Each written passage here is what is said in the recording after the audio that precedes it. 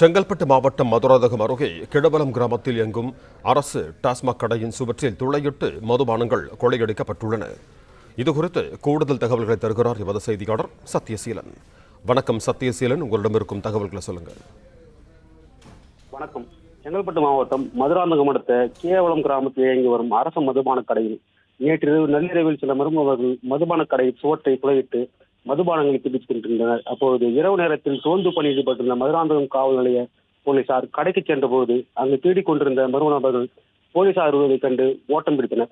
போலீசார் விசாரணையில் சுமார் 30,000 மதிப்புள்ள மது பாட்டில்கள் மட்டுமே கொள்ளை போயிருப்பது தெரிய வந்துள்ளது. மேலும் இந்த கொள்ளை சம்பவம் குறித்து மதுராந்தகம் போலீசார் வழக்கு பதிவு செய்து விசாரணை மேற்கொண்டு வருகின்றனர்.